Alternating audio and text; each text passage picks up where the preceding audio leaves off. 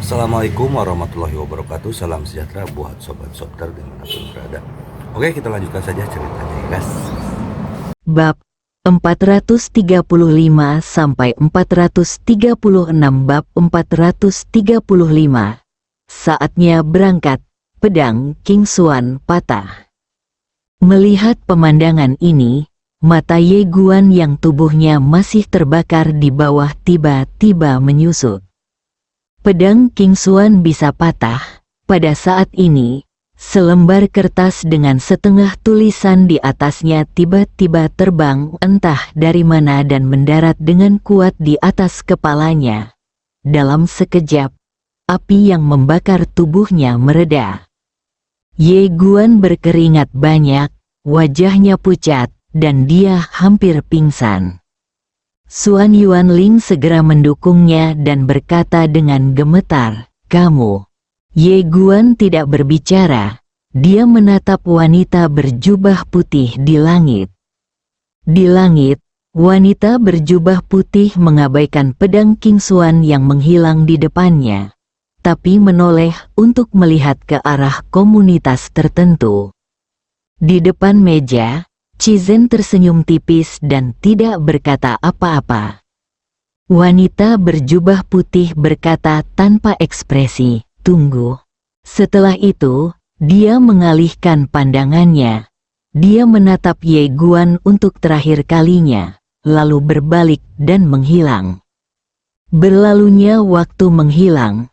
Di suatu tempat di tepi danau, seorang pria berkemeja putih berdiri dengan tenang, dengan pedang King Xuan tergantung di depannya. Melihat pedang King Xuan yang retak di depannya, pria berpakaian putih itu mengerutkan kening. Dia melihat ke atas ke langit. Dia ingin bertarung dengan lawan secara langsung, tapi kemudian dia berpikir, tidak, tubuh lawan tidak ada di sini sama sekali, jadi dia menyerah. Saat ini, seorang wanita dengan rok polos tiba-tiba berjalan dari samping. Di tangannya ada 2 potong semangka yang baru dipotong.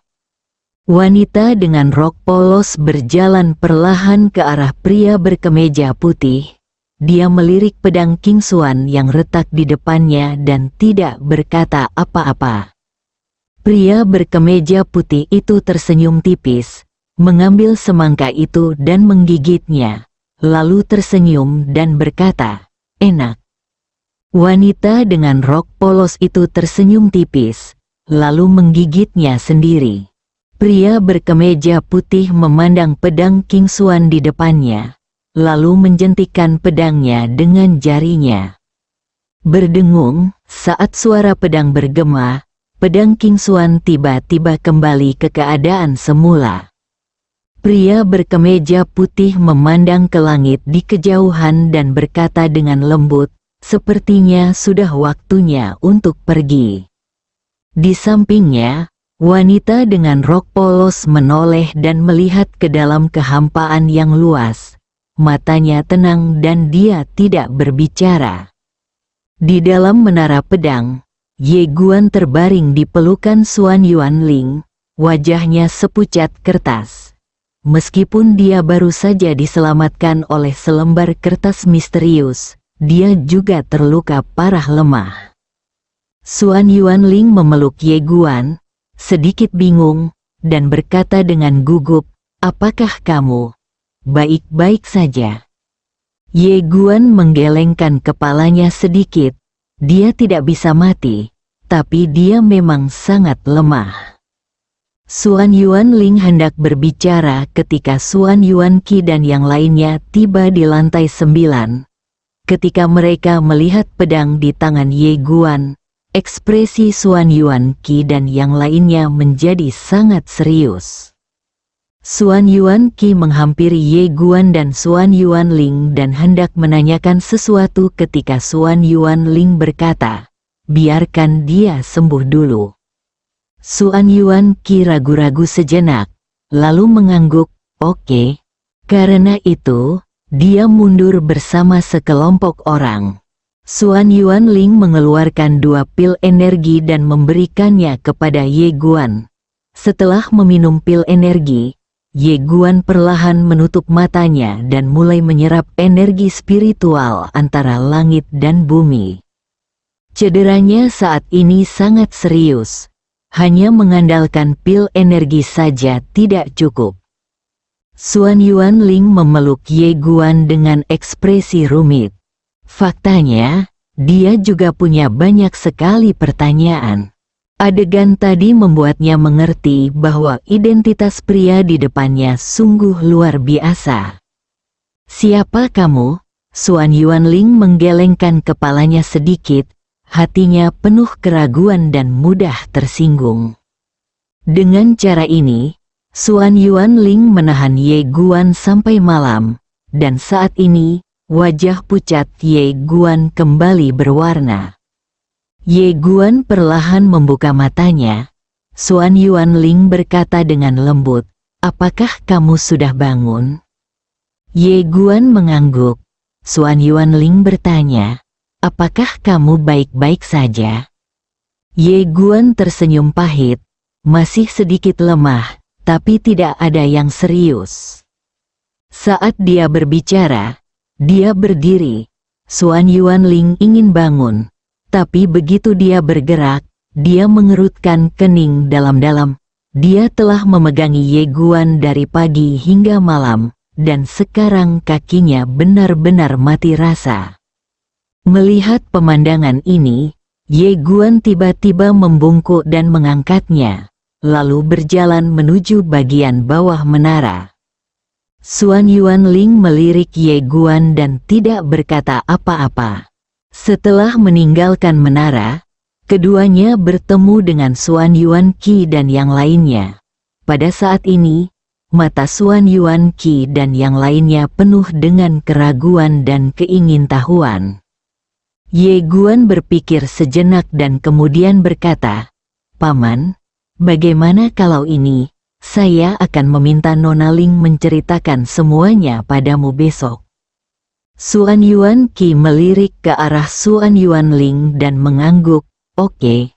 Setelah itu, dia berbalik dan pergi bersama semua orang. Ye Guanze membawa Xuan Yuanling kembali ke kamar. Dia dengan lembut meletakkan Xuan Yuanling di tempat tidur, lalu berkata, "Apakah kakimu sudah lebih baik?" Xuan Yuanling mengangguk. Kamu memandang Xuan Yuanling dan berkata dengan lembut, "Aku minta maaf atas apa yang terjadi tadi malam. Jangan marah, oke?" Xuan Yuanling memandang Ye Guan dan tidak berkata apa-apa, tapi air mata tiba-tiba mengalir.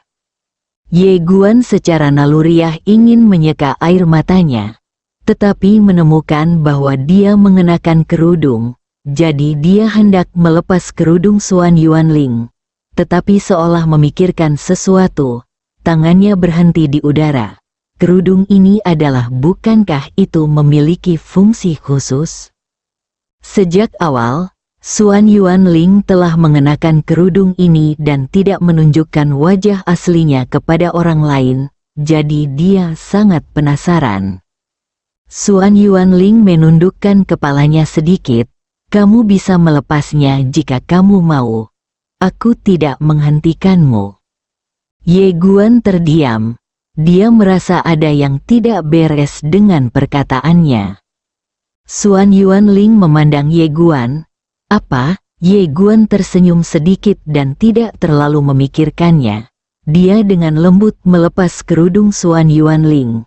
Ketika dia melihat penampilan Xuan Yuanling, meskipun dia telah melihat banyak keindahan, dia tidak bisa menahan diri untuk tidak kehilangan kesadaran. Cantik, di balik tabir, terdapat wajah tiada taraf, dengan ciri wajah yang sangat indah, kulit sebagus salju, dan kecantikan tanpa satupun cacat yang tak tertandingi di dunia. Meskipun Ye Guan telah melihat banyak wanita cantik, dia masih sedikit terpana oleh Xuan Yuanling saat ini. Ye Guan tersenyum dan berkata, "Indah sekali." Xuan Yuanling memandang Ye Guan, "Benarkah?" Ye Guan mengangguk, "Ya." Sudut mulut Xuan Yuanling sedikit terangkat, dengan ekspresi yang tidak terlihat. Ye Guan berkata lagi, "Kamu cantik sekali, kenapa kamu harus memakai kerudung?" Xuan Yuanling berkata, "Takut akan masalah." Ye Guan mengangguk sedikit dan berkata sambil tersenyum, "Ya, sangat cantik, dia pasti akan menarik banyak pria untuk mengejarnya." Xuan Yuanling berkata, "Setelah saya dewasa, Anda adalah orang pertama yang melihat penampilan saya yang sebenarnya." Ye Guan tercengang. Xuan Yuanling memandang Ye Guan, "Kamu akan meninggalkan Blue Star suatu hari nanti, kan?" Ye Guan mengangguk, "Seharusnya segera." Alis Xuan Yuanling diturunkan. Setelah hening beberapa saat, dia menatap Ye Guan lagi, "Bisakah kamu tetap di Blue Star?" Ye Guan menggelengkan kepalanya. Meski menyenangkan di sini, dia tidak bisa tinggal di sini selamanya. Beban mengamati alam semesta yang misterius harus ditanggung sendiri. Melihat Ye Guan menggelengkan kepalanya, Xuan Yuanling menggenggam tangannya erat-erat. Dia menatap Ye Guan. "Lalu, apa yang harus aku lakukan dengan Suzy? Apakah kamu ingin membawanya pergi?" "Suzy?" Ye Guan terdiam. Xuan Yuanling berkata, "Jangan bilang kamu tidak tahu dia menyukaimu." Ye Guan mengangguk. "Aku tahu." Xuan Yuanling menatap Ye Guan dengan saksama. "Jadi, kamu akan membawanya pergi?" Ye Guan tetap diam. Xuan Yuanling sedikit marah. "Apakah kamu akan menyerah? Dia sangat menyukaimu. Jika kamu pergi begitu saja, pernahkah kamu memikirkan apa yang akan terjadi padanya?" Ye Guan tersenyum dan tidak berkata apa-apa. Dia meletakkan tangan yang memegang Xuan Yuanling ke dalam selimut, lalu berkata, "Kamu lelah hari ini, jadi istirahatlah yang baik." Setelah mengatakan itu, dia hendak bangun dan pergi. Xuan Yuanling tiba-tiba meraih tangannya dan menatap Ye Guan. "Aku ingin tahu sesuatu tentang masa lalumu." Ye Guan tidak berbicara. Xuan Yuanling bertanya, "Tidak bisakah kamu mengatakannya?" Ye Guan menggelengkan kepalanya. "Aku khawatir kamu tidak percaya."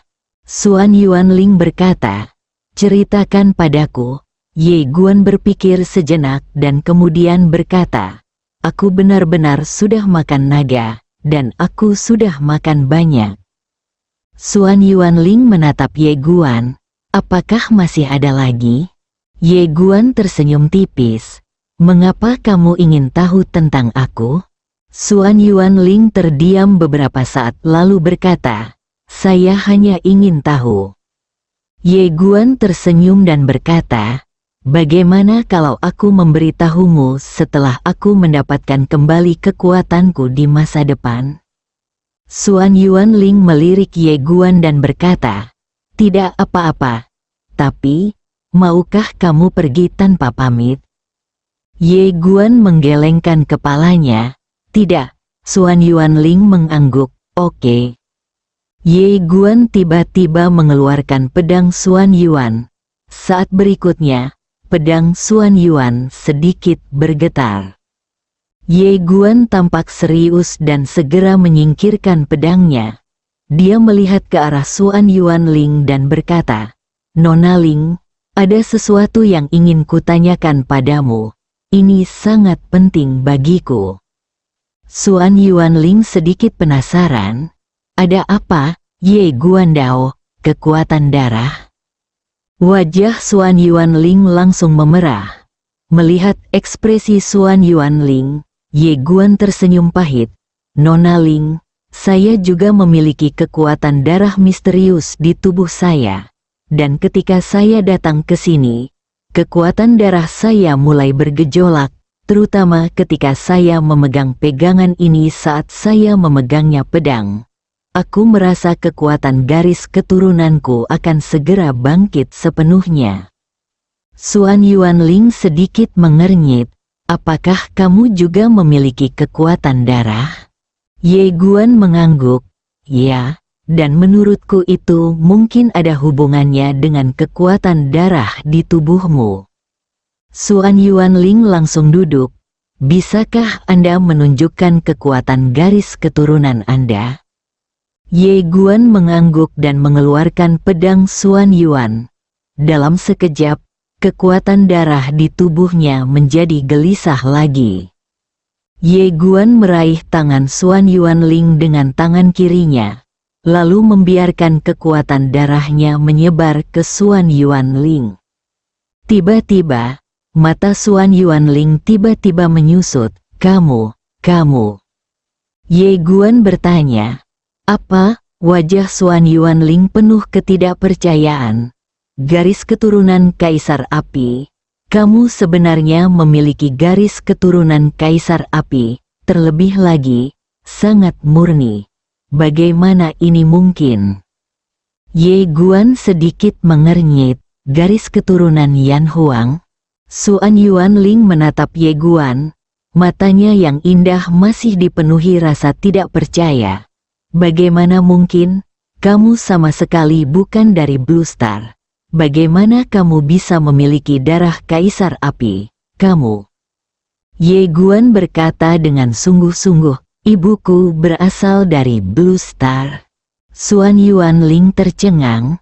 Apakah ibumu dari Blue Star? Ye Guan mengangguk. Xuan Yuanling berkata dengan lembut, tidak heran. Saat dia mengatakan itu, dia tiba-tiba meraih tangan Ye Guan dan berkata dengan penuh semangat, kamu juga memiliki darah Kaisar Api, dan darah Kaisar Apimu sangat murni, setidaknya 90% telah terbangun. Ye Guan Dao, apakah kamu juga memiliki darah Kaisar Yan? Xuan Yuanling mengangguk, ya, darahku juga adalah darah Kaisar Yan. Ye Guan tertegun. Apakah kita bersaudara? Xuan Yuanling tertegun sejenak, lalu memukul kepalanya dan berkata dengan marah. Apa yang kamu pikirkan? Semua keturunan saya dari Tiongkok memiliki darah Kaisar Yan. Ye Guan bingung. Apa maksudmu? Xuan Yuanling menjelaskan sambil tersenyum. Di Tiongkok, setiap orang adalah keturunan Kaisar Yan. Namun, sangat sedikit yang benar-benar dapat membangkitkan darah Kaisar Yan. Apalagi setelah Blue Star memasuki periode seni bela diri rendah, ada bahkan lebih sedikit lagi. Bahkan jika itu adalah klan Xuan Yuan saya, dan hanya ada sedikit orang yang dapat membangkitkan garis keturunan Yan Huang. Berbicara tentang ini, dia berhenti sejenak dan kemudian berkata, selanjutnya, setelah bertahun-tahun berkembang biak, garis darah Kaisar Api setiap orang berbeda. Karena ini hanyalah kekuatan yang ditinggalkan oleh nenek moyang umat manusia. Anda dapat menyebutnya api garis keturunan kekaisaran, bisa juga disebut garis keturunan lainnya. Sama seperti keluarga Xuan Yuan kami sekarang menyebutnya garis keturunan Xuan Yuan, bukan garis keturunan Yan Huang. Ye Guan berkata dengan lembut, itu dia. Xuan Yuanling tersenyum dan berkata, ternyata kamu juga dari Blue Star. Pantas saja pedang ini akan menyerah padamu. Ye Guan tersenyum dan tidak berkata apa-apa. Ibunya Qin Guan berasal dari Tiongkok, jadi tentu saja dia setengah Tionghoa. Tampaknya sedang memikirkan sesuatu, Ye Guan Dao berkata, bolehkah saya melihat garis keturunan Anda? Begitu kata-kata ini keluar, wajah Xuan Yuanling langsung memerah lagi, dan dia menatap Ye Guan dengan rasa malu dan marah. Ye Guan tersenyum pahit. Lihat garis keturunannya. Kenapa terlihat seperti ini? Xuan Yuanling tiba-tiba berbisik. apakah kamu benar-benar ingin melihatnya? Ye Guan mengangguk tanpa berpikir terlalu banyak. Xuan Yuanling tiba-tiba menarik Ye Guan ke tempat tidur. Dia menekan Ye Guan di tempat tidur. Wajahnya semerah, awan yang terbakar. Ye Guan tiba-tiba merasa gugup. Brengsek, aku hanya ingin melihat garis keturunanmu. Tapi kamu, apakah kamu serakah terhadap tubuhku? Bab 436, menekan segalanya. Setelah menekan Ye Guan di tempat tidur, Xuan Yuanling menarik napas dalam-dalam, seolah dia telah membuat keputusan. Segera, dia mengepalkan tangannya erat-erat, dan dalam sekejap, darah di tubuhnya mulai mendidih. Dan dalam beberapa detik, pakaian di tubuhnya berubah menjadi abu. Ledakan, pikiran Ye Guan menjadi kosong. Dia sekarang mengerti mengapa dia sangat malu ketika dia menyebutkan garis keturunannya. Jadi itu dia. Ye Guan menarik selimut di samping untuk menutupi Xuan Yuanling. Tetapi pada saat ini, Xuan Yuanling tiba-tiba turun, lalu menekannya, dan berkata dengan suara gemetar, "Jangan bergerak. Rasakan hati-hati." Setelah mengatakan itu, kekuatan halus tiba-tiba memenuhi tubuhnya. Kekuatan darah. Ye Guan merasakan kekuatan garis keturunan, dan segera dia menemukan bahwa, seperti yang dikatakan Xuan Yuanling, kekuatan garis keturunan mereka sangat berbeda, dan kekuatan garis keturunannya jauh lebih lemah. Saat ini, Xuan Yuanling tiba-tiba berbisik di telinganya dengan suara gemetar, "Apakah kamu merasakannya?" Tidak hanya suaranya yang bergetar, namun tubuhnya juga bergetar. Ye Guan tidak mendorongnya menjauh, tetapi menarik selimut dan menutupi keduanya. Dia ragu-ragu sejenak, lalu melingkarkan tangannya di pinggang Xuan Yuanling. Tangannya halus dan lembut, dan dia tidak bisa menahan perasaannya di dalam hatinya. Saat ini, Xuan Yuanling semakin gugup. Dia membenamkan kepalanya di samping kepala Ye Guan karena malu, tidak berani menatapnya sama sekali. Ye Guan mau tidak mau menyelipkan tangannya ke pinggangnya, langsung menuju ke tubuh Xuan Yuanling semakin gemetar. Tidak. Kalimat ini membuat Ye Guan langsung terbangun. "Apa yang sedang kamu lakukan?" Ye Guan meletakkan Xuan Yuanling di sampingnya dan menutupinya dengan selimut. Kemudian, dia turun dari tempat tidur dan langsung pergi ke kamar mandi. Setelah mandi air dingin, kepalanya tiba-tiba menjadi lebih jernih. Kamu melihat dirinya di cermin dan tersenyum pada dirinya sendiri. Tanpa kultivasi, dia bahkan tidak bisa menekan keinginan di dalam hatinya. Saya harus mengatakan bahwa saya benar-benar gagal. Tanpa penindasan terhadap kultivasi, kondisi pikiran saya tampak seperti itu. Mata Ye Guan perlahan tertutup. Harus dikatakan bahwa kali ini dia datang ke Bima Sakti dan setelah budidayanya ditekan, dia mengungkap terlalu banyak masalahnya sendiri. Saya tidak hanya mempunyai terlalu banyak pikiran yang mengganggu, tetapi saya juga mempunyai masalah dengan keadaan pikiran saya. Ye Guan menarik napas dalam-dalam, lalu berbalik dan masuk ke kamar. Xuan Yuanling masih di tempat tidur. Dia tetap di tempatnya ketika dia melihat Ye Guan bergegas keluar. Ye Guan berkata dengan serius, "Nona Ling, saya minta maaf atas apa yang baru saja terjadi." Setelah mengatakan itu, dia mengeluarkan pedang Xuan Yuan dan meletakkannya di atas meja di sampingnya. Pedang ini adalah harta paling berharga dari klan Xuan Yuan. Saya tidak malu untuk mengambilnya, dan sekarang dikembalikan ke klan Xuan Yuan. Setelah mengatakan itu, dia berbalik dan pergi. Setelah Ye Guan pergi, Xuan Yuanling memandang pedang Xuan Yuan di depannya, merasa hampa di hatinya. Setelah meninggalkan klan Xuan Yuan, Ye Guan langsung meminta sopir Xuan Yuanling untuk membawanya kembali ke Yanjing. Ye Guan berjalan perlahan di jalan. Meski sudah larut malam, jalanan Yanjing masih sangat ramai. Bagi orang awam, sepulang kerja, makan barbeque, minum wine, dan menyombongkan diri, inilah saat yang paling membahagiakan dalam sehari. Seolah memikirkan sesuatu, Ye Guan tiba-tiba mengeluarkan ponselnya dan memutar nomor Suzy, dan hampir seketika, suara Suzy terdengar dari sisi lain telepon. Kupikir kamu telah melupakanku. Mendengar suara Suzy, senyuman muncul di wajah Ye Guan. Aku sangat merindukanmu. Di ujung lain telepon, Suzy terdiam beberapa saat lalu berkata, aku juga. Ye Guan tersenyum dan berkata, apakah kamu masih sibuk? Suzy berkata dengan lembut, ya, proyek kami baru saja dimulai dan ada banyak sekali hal yang harus diselesaikan.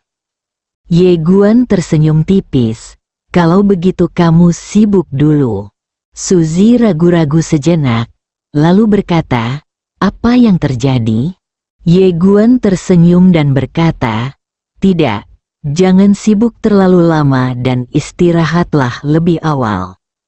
Suzy berkata, ya. Setelah Ye Guan menutup telepon, dia berjalan ke samping. Segera, dia sampai di sudut jalan. Itu sangat terpencil. Pemandangannya redup, dan hanya sedikit orang yang lewat. Saat ini, seorang pria paruh baya muncul di belakang Ye Guan. Orang ini tidak lain adalah master sekte masa depan yang kuat yang menyerangnya sebelumnya. Ye Guan menatap tuan yang kuat di depannya dan terkekeh. Kamu benar-benar tidak mau menyerah. Pria paruh baya itu menatap Ye Guan. Kamu sengaja memancingku ke sini. Saat Ye Guan hendak berbicara, pria paruh baya itu tiba-tiba berbalik dan menghilang tidak jauh. Ye Guan tercengang, baru saja melarikan diri. Apa-apaan? Saya harus mengatakan bahwa operasi pihak lain benar-benar mengejutkannya. Merasakan sesuatu yang buruk, Anda langsung melarikan diri? Apakah semua orang di Blue Star begitu pintar? Setelah beberapa saat, Ye Guan menggelengkan kepalanya dan tidak bisa berkata-kata. Dia awalnya ingin membunuh lawan secara langsung dengan energi pedang. Tapi dia tidak menyangka kewaspadaan lawan begitu tinggi. Ye Guan meninggalkan tikungan dan sampai ke jalan. Setelah berjalan-jalan, dia sampai di jembatan layang Yanjing. Ayah dan bibiku pernah ke tempat ini sebelumnya. Dia ingin mencoba peruntungan di sini. Tapi sayangnya dia tidak melihat mereka. Cizen ada di sini. Saat ini, Cizen mengenakan gaun berwarna kuning muda, selendang rambut panjang, dan wajah cantik. Di depannya ada beberapa buku. Dan di sekeliling, ketika pejalan kaki lewat, mereka tidak bisa tidak melihat ke arah Cizen untuk kedua kalinya. Karena dia sangat cantik, dia adalah pemandangan yang indah di jembatan layang ini. Melihat Ye Guan, Cizen tersenyum tipis tapi tidak berkata apa-apa. Ye Guan duduk di sebelah Cizen dan berkata, "Saudari Zen." Cizen melirik Ye Guan dan berkata, "Kamu sepertinya tidak bahagia." Ye Guan berkata dengan serius, "Saudari Zen, tahukah kamu orang-orang yang melawan arus waktu?" Cizen mengangguk. "Saya tahu." Ye Guan dengan cepat bertanya, "Apakah kamu pernah berperang melawan mereka?" Cizen sedikit mengangguk. Ye Guan berkata dengan suara yang dalam, orang macam apa ini? Cizen tersenyum dan berkata, sekelompok orang yang berada di luar ordo tetapi berada di dalam Tao. Ye Guan bingung, di luar keteraturan, di dalam Tao? Cizen mengangguk, mereka yang bisa menjadi arus balik adalah orang-orang terkuat di semua era. Kekuatan mereka mencapai langit dan melampaui keteraturan. Mereka adalah eksistensi yang mendobrak batasan keteraturan dan aturan alam semesta. Mereka melampaui segalanya. Tentu saja, mereka hanya melampaui keteraturan dan aturan, dan tidak melampaui Tao. Ye Guan berkata dengan sungguh-sungguh, sudah mencapai level ini, mengapa mereka masih datang untuk menyerang Blue Star? Cizen tersenyum dan berkata, mereka sangat kuat, tapi mereka bukannya tanpa musuh. Ye Guan memandang Cizen, Tuan Pena Dadao. Cizen menggelengkan kepalanya. Tidak, itu jalan di belakang pemilik pena jalan. Ye Guan menyipitkan matanya sedikit. Apakah jalan besar itu ada secara konkret? Cizen mengangguk. Ya, alasan mengapa Master Dao Bi dapat menetapkan aturan dan ketertiban adalah karena dia mendapat dukungan dari Dao. Dia adalah orang yang paling mengetahui Dao di dunia. Dapat dikatakan bahwa dia adalah juru bicaranya. Dari Dao Bi Dao berjalan di dunia. Ye Guan Dao, jadi, musuh dari mereka yang melawan arus adalah penguasa Dao Pen dan Dadao. Cizen mengangguk sedikit, kedua belah pihak menganggap satu sama lain sebagai api dan air, dan telah bertempur sejak zaman kuno hingga sekarang, karena ada konflik yang tidak dapat didamaikan di antara mereka. Ye Guan tiba-tiba bertanya lagi. Eksistensi macam apa yang dimaksud dengan kesengsaraan alam semesta? Cizen berkata, ini juga jalan yang bagus. Ye Guan tercengang. Cizen tersenyum dan berkata, alam semesta adalah bagian dari Tao. Anda dapat memahami bahwa kesengsaraan alam semesta adalah sisi jahat dari Tao. Tentu saja, bagi alam semesta, kesengsaraan alam semesta bukanlah kejahatan, tetapi untuk kita semua makhluk hidup, kesengsaraan alam semesta secara alami jahat. Pendirian setiap orang berbeda. Ye Guan melirik Cizen dan berkata, jadi, kamu juga orang yang melawan arus? Cizen menggelengkan kepalanya dan tersenyum, tidak. Ye Guan bingung. Kamu berperang melawan kesengsaraan alam semesta. Cizen menoleh ke arah Ye Guan. Ada banyak sekali hal di dunia ini yang membuat orang tidak berdaya. Ye Guan berkata dengan suara yang dalam, Saudari Zen, saya memiliki beberapa kerabat yang kekuatannya luar biasa. Jika kami bekerja sama dengan Anda, dapatkah kami menyelesaikan bencana alam semesta? Cizen menggelengkan kepalanya. Ye Guan berkata dengan serius, mereka sangat kuat. Cizen tersenyum tipis. Tidak peduli seberapa kuatnya kamu tidak dapat melakukannya. Ye Guan bingung. Kenapa? Cizen berkedip. Sebenarnya, jika saya mau, saya bisa menghancurkan alam semesta kapan saja. Ye Guan berkata dengan suara yang dalam, tidak bisakah dihancurkan? Cizen mengangguk, itu adalah bagian dari Dao. Menghancurkannya sama dengan menghancurkan Dao. Setelah Dao dihancurkan, kecuali beberapa orang dengan kekuatan luar biasa, yaitu jenis orang kuat di luar Dao, semuanya hidup makhluk akan mati. Karena semua makhluk hidup juga merupakan bagian dari Tao. Ye Guan berkata dengan suara yang dalam, mereka yang melawan arus. Cizen tersenyum dan berkata, jika jalan besar dihancurkan, mereka tidak akan hancur.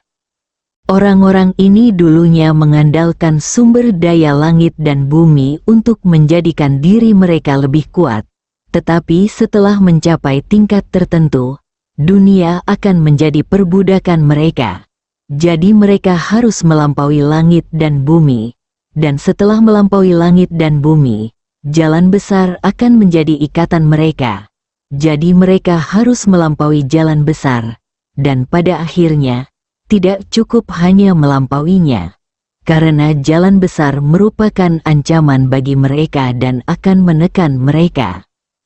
Rentang hidup menghalangi mereka untuk memperoleh kehidupan yang kekal. Jadi mereka ingin menghancurkan jalan tersebut.